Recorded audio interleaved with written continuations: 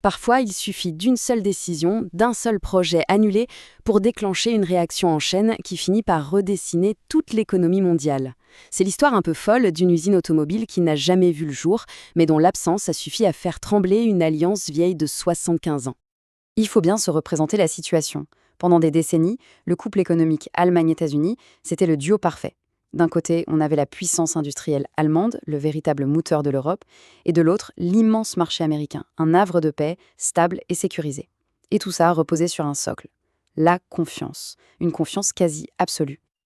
Et puis, patatras, cet équilibre s'est brisé. Les États-Unis ont commencé à se servir de leur propre économie, non plus comme d'un partenaire, mais comme d'une arme.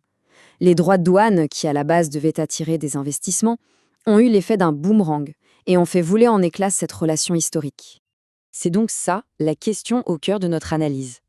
Comment l'annulation d'un seul projet, une usine Audi en Amérique, a-t-elle pu devenir le symbole d'un tel bouleversement mondial?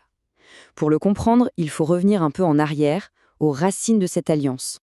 Alors revenons sur les fondations de ce modèle économique qui a dominé le monde pendant des décennies. C'est essentiel pour mesurer à quel point la rupture a été violente. La dynamique a complètement basculé. Avant, le deal était simple. L'Allemagne fabriquait, les États-Unis achetaient. C'était clair, net et précis. Aujourd'hui, on est entré dans une nouvelle ère, celle de l'incertitude. Le marché américain, qui était un gage de stabilité, est maintenant vu comme une source de risque. L'économie américaine n'est plus un partenaire fiable, mais bien une arme imprévisible. Et donc, face à ce nouveau contexte, le groupe Volkswagen a mis sur la table ce qui ressemblait au plan parfait. Construire une méga-usine Audi directement sur le sol américain. Une manœuvre qui se voulait très maligne pour contourner le problème. La logique était brillante, il faut le reconnaître. Plutôt que de payer des taxes d'importation exorbitantes, pourquoi ne pas simplement construire les voitures directement aux États-Unis? Ça permettait d'éviter les droits de douane, de toucher des subventions locales et en plus de créer des emplois. Sur le papier, c'était gagnant-gagnant. Mais c'est précisément là que l'histoire prend une tournure assez ironique. L'arme des droits de douane, celle que Volkswagen essayait justement d'esquiver, s'est retournée contre la solution elle-même. Il faut bien se représenter ce que c'est, 27,5%. C'est une taxe énorme. Pour un investissement de plusieurs milliards qui doit être rentable sur le long terme, c'est comme essayer de construire un château de cartes pendant un tremblement de terre. Le risque est juste beaucoup trop élevé. Et l'impact financier, lui, a été immédiat et surtout brutal.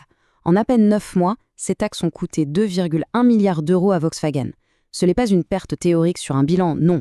C'est de l'argent bien réel qui a été littéralement aspiré hors de l'entreprise. Les mots du PDG, Olivier Blum, sont sans équivoque. Il ne dit pas que c'est devenu plus difficile, non. Il dit que la logique même d'investir aux États-Unis a été détruite. L'ironie est totale. Le problème, c'est-à-dire les droits de douane, a fini par anéantir sa propre solution en asséchant les fonds qui devaient servir à construire l'usine. Et attention, le cas d'Audi n'est pas juste un accident de parcours. C'est en fait le symptôme d'un phénomène bien plus large, une véritable hémorragie des capitaux allemands qui fuient le marché américain. Les chiffres sont vertigineux. En moins d'1 an, les investissements allemands aux États-Unis ont chuté de 45%. C'est presque la moitié du flux habituel qui s'est tout simplement évaporé, parti ailleurs. Ce n'est plus une simple fuite, c'est un exode financier. Et ce n'est pas seulement une question de chiffres, c'est aussi un changement profond de mentalité. Une enquête de Deloitte le montre noir sur blanc.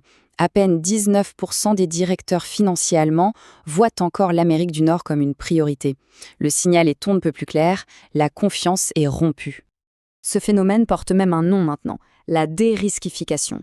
En gros, ça veut dire que les États-Unis, qui étaient autrefois considérés comme le placement le plus sûr au monde, sont devenus une zone à risque. Et la règle en finance est simple. Quand le risque perçu devient plus grand que le gain espéré, on va voir ailleurs. Mais alors, si tous ces capitaux fuient l'Amérique, où vont-ils? Eh bien, la réponse est en train de redessiner complètement la carte du pouvoir économique mondial. Le contraste est vraiment frappant. D'un côté, on a un environnement américain devenu instable et risqué, et de l'autre, des géants comme la Chine et l'Inde qui offrent tout ce que les investisseurs adorent. De la stabilité, des droits de douane qui baissent, et surtout des opportunités de croissance absolument gigantesques.